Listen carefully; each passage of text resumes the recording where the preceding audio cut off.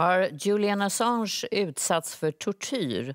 När Nils Melzer, professor i internationell rätt, först fick frågan så tog han den inte på allvar. Men med sin erfarenhet som FN-specialist i frågor som rör tortyr och kränkningar av mänskliga rättigheter så har han i mer än 25 år träffat, sett och intervjuat tortyroffer. Och inte kunde väl Assange vara ett offer, tänkte han först. Men efter att ha satt sig in i tusentals dokument så har han kommit fram till att behandlingen av Julian Assange är en av vår tids största rättsskandaler. Och han riktar nu i en bok hård kritik mot Sverige. Jag mötte honom.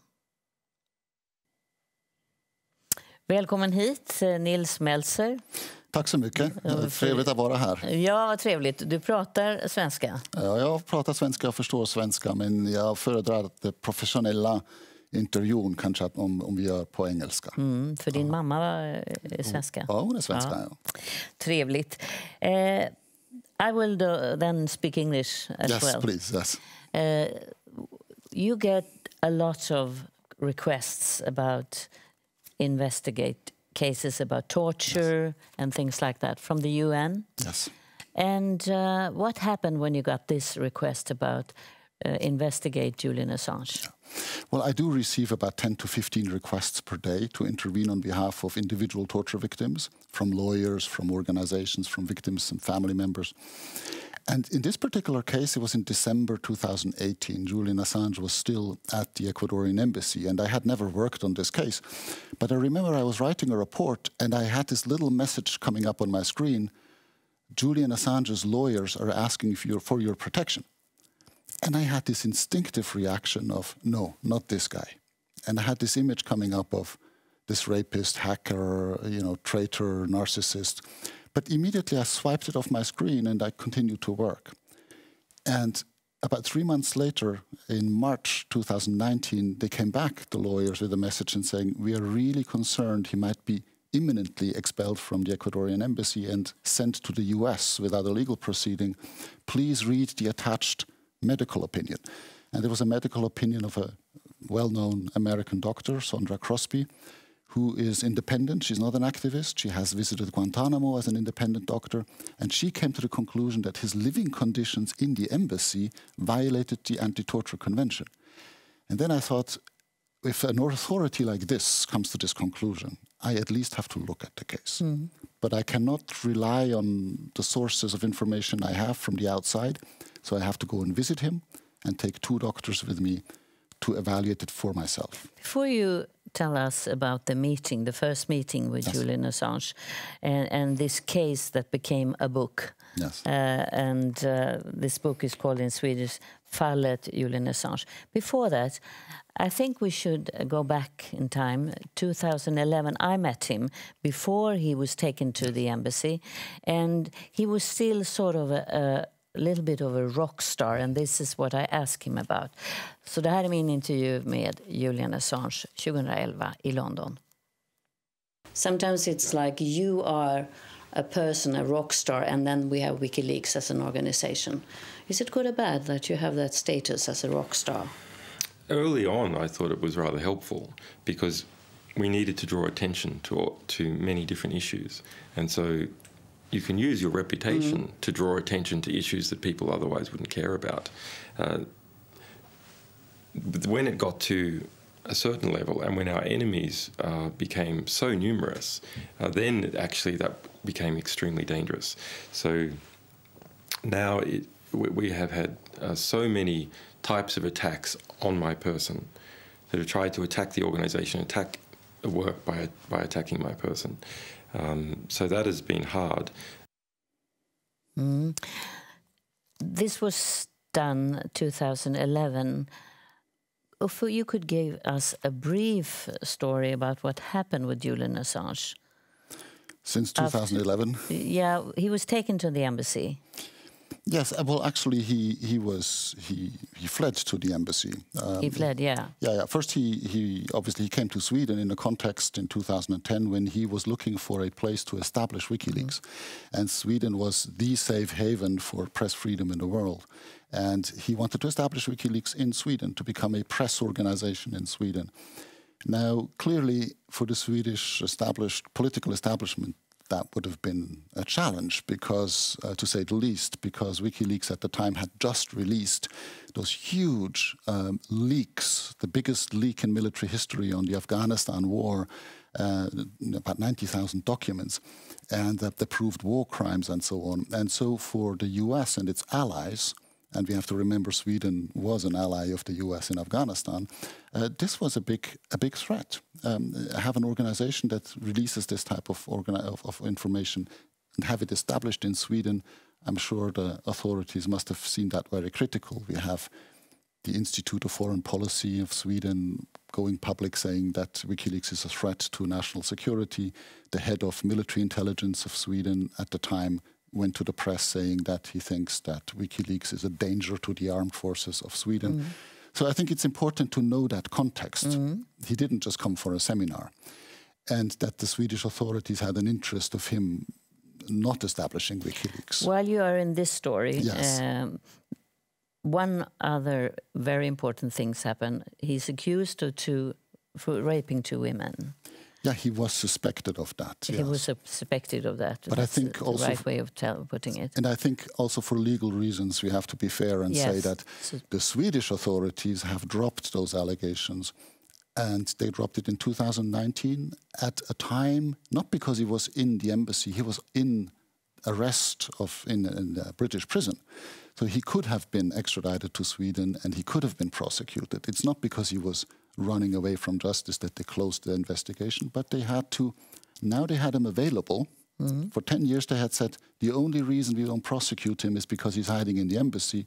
And now they had him available, and now they closed the case saying we don't have enough evidence to charge him of any crime. Because when you went through thousands of yes. documents. So, and you are in the book, you are very critical yes. how he was treated and how this case were yes. Treated. Yes. What is your main criticism? My main criticism is that, as far as Sweden is concerned, that this was not a good faith investigation. That the Swedish authorities did not investigate this case genuinely because they wanted to criminally prosecute him, but that they abused these allegations for other purposes. Because if you look at the allegations, the nature of them, and I have no opinion on whether they're true or false. This is not Let's make this clear, because it's not clear. about this is not my. It's not my function to do that. I'm not a prosecutor, but what I know from the allegations, the nature of them, they are of a nature you cannot prove them. Any prosecutor knows that whether a condom has been destroyed intentionally or accidentally, forensically you cannot prove that. You cannot prosecute a case like this. You can like it or not, but it's just not possible objectively to, unless he is confessing, you have to, in the end, acquit him for lack of evidence. And the same was in the other case where the question was whether the woman was asleep or awake when they started their intercourse. It's something you cannot prove it objectively. So in both cases, eventually it would end up in an acquittal based on, in dubio pro reo, as they say, in case of doubt for the suspect. And this was obvious from the beginning when you look at the documents. And then you see that the experienced prosecutors keep this case at a level of a preliminary investigation where they don't have to disclose their evidence as long as possible without questioning Assange, but claiming that he is evading justice, that he's hiding in the embassy. But every time he tries to make it possible to be questioned, they find a reason why this is not possible. And why do you think? Well, because the purpose was not to question him. As soon as they questioned him, they would have to conclude that they don't have enough evidence, they cannot charge him, and they would have to acquit him and the case would be closed. But by maintaining this narrative of the fugitive rapist, the public would take distance. The people that supported the establishment of WikiLeaks in Sweden all of a sudden didn't want to have anything to do with it. And so the people disengaged, and we all started to discuss Julian Assange instead of discussing his revelations, the war crimes. The US has, of course, a purpose in this. Yes. But what is the Swedish purpose, would you say, from your point of view? Well, Sweden is a very close ally of the US. Since the 90s, a lot has changed, and I think we all know that. We also know WikiLeaks has for example, has disclosed these diplomatic cables of the Stockholm Embassy of the US from 2007-2008, where it is clear evidence that the Swedish government, behind the back of the Swedish parliament and the Swedish public, has been exchanging information with the American intelligence services illegally, unconstitutionally, and was telling the Americans, please don't ask us to make a treaty with you on this, because otherwise the public will find out and they will not like it. We prefer to continue informal cooperation with you. I'm saying all of this just to know there is clear evidence that there is a very close cooperation between the intelligence services of Sweden and the US behind much more than the public knows. Now, it's problematic, but I think it's also something that is understandable. 9/11 happened. All in the Western states that were afraid of these attacks. The intelligence services start to cooperate. They want to protect our countries. Everything is normal. But what we have to understand is that intelligence services and police forces are like watchdogs. They have to bark. They have to see dangers everywhere in order to protect us. But when you have a dog like this, you have to keep him on a leash. You have to keep him on oversight. You have to have transparency what these services are doing. And here I think we have lost control over them, and it has led to this collusion between the authorities. But it's not only Sweden in your book. No. You're also very critical to how Great Britain handled the case. Of course, Britain is a classic ally of the United States.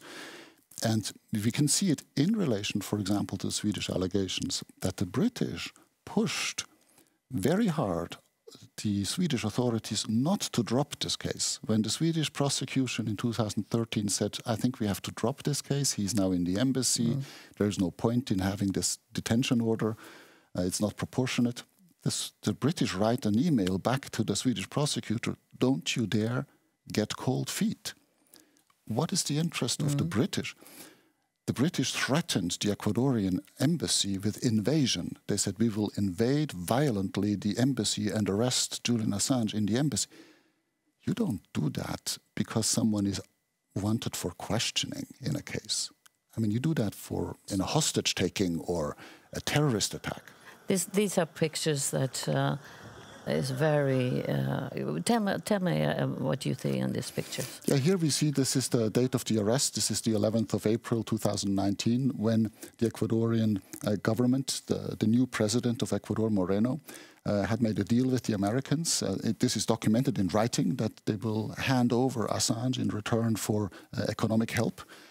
And so they expelled Assange without any legal proceeding, took his asylum status and took his nationality and expelled him from the embassy. And it's also a different Julian Assange that we see with this beard. Yes. Can you explain what's behind this? I had also this repulsion, this reaction to these pictures, but I visited him 4 weeks later and he was cleanly shaved. And I asked him what happened, why and he said, well, I wanted to shave, but the Ecuadorians took my shaving kit away 3 months before I was expelled. So they took his possibilities, also his hygiene articles away, so he would look like this for the public. You mean this was on purpose? Yes, and we know that, by the way, because in the meantime, the British minister, Alan Duncan, who was responsible for this operation, has published his memoirs. And he actually describes that this operation was planned already from January. So we know this has been planned many months before. Torture is a strong word. Is this your opinion? Yes, I didn't expect to find that. Let's be very honest. I thought he lived in an embassy with a cat and a skateboard. I mean, how hard can it be? But I went there with 2 very experienced doctors who accompany me on prison visits in all countries, and they have investigated torture victims for 30 years. Both of them evaluated him separately, a forensic and a psychiatric specialist, from each other. And both came to the conclusion that he showed all the symptoms that are typical of a victim of psychological torture. Now, psychological torture is not torture light. It was actually, at the time, developed by the Nazis. When they could not break someone physically, they would use psychological methods because it was even worse. And it combines several elements. Usually it's isolation. First, you isolate someone from a friendly environment, so you have him under control. Then you put him under a constant threat. And here it would have been the extradition to the United States with their inhumane detention conditions. And then you create an arbitrary environment where you cannot rely on the rules. You don't know what your rights are, and you know, when you try to use them, they're not being respected. And then you add humiliation on a constant basis. You know, and when you look at the press, how it has been reported about him for years, it was very humiliating.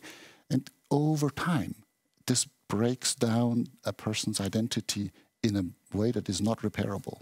So in what condition do you know is he today? Because today he's imprisoned. Yes. In a very high security prison. Yes. I mean, he's not serving a sentence. He's being kept in a high security prison in solitary confinement only to prevent his escape in case he should be extradited to the US at some point. And there is a punishment of 175 years for espionage, for having published true information about war crimes.